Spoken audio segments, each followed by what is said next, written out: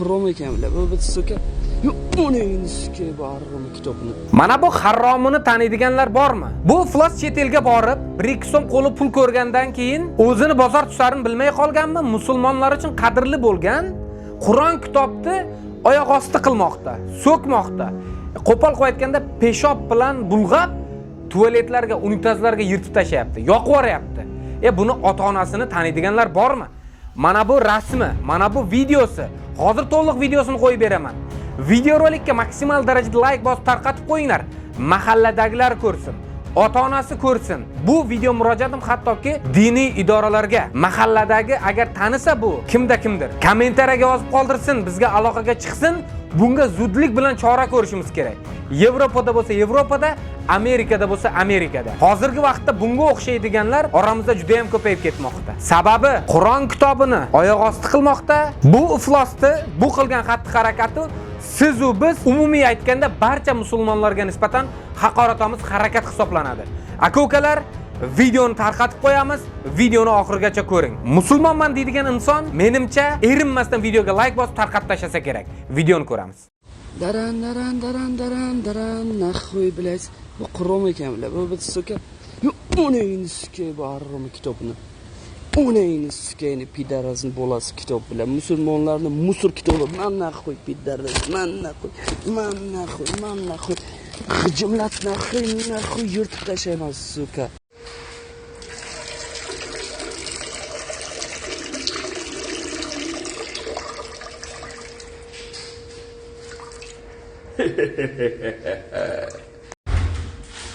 Qur'on yonmaydi, lekin Qur'on cho'kadi.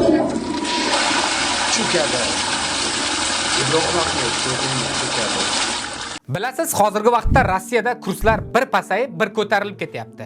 Shuning uchun men sizlarga eng zo'r kurslarda O'zbekistonga pul o'tkazadigan ilovani tavsiya qilaman. Tezda ilovasi.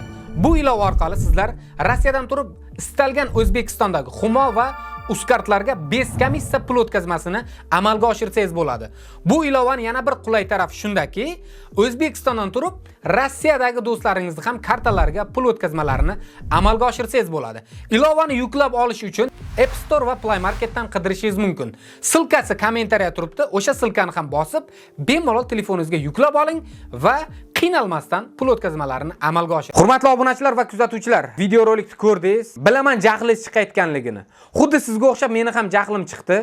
Chunki bu Qur'on kitob butun musulmonlar uchun qadrli hisoblanadi. Buni o'qib tugatganlar bor, hattoki varag'ini ocha olmaganlar bor. Nima bo'lgan taqdirda ham Qur'on kitobimizga bunday xatti-harakat qilishligi mumkin emas. U xoh musulmon dinida tug'ilib boshqa dinga o'tib ketgan bo'lsin, yoki boshqa dindagilar ham bizda Qur'on kitobga bunday haqoratamiz harakat qilish umuman mumkin emas. Peshob qilib, yirtib, yoqib toki oyoq osti qilganlarni ijtimoiy tarmoqlarda oxir-oqibat qanday boshiga kulfat kelayotganini barchangiz ko'rdilaringiz. Norvegiyada bittasi chiqqandi, Qur'on kitobni yoqib, uni ahvoli nima bo'lganini ko'rdilaringiz. Men bu gaplarim bilan provokatsiya qilmayapman. Xudoga qarshi ketishlik, Qur'on kitobni yoqqanlarni, haqoratamiz harakatlarni qilganlar, gapirganlarni oqibati nima bilan tugaganligini hamma ko'rgan va bilgan.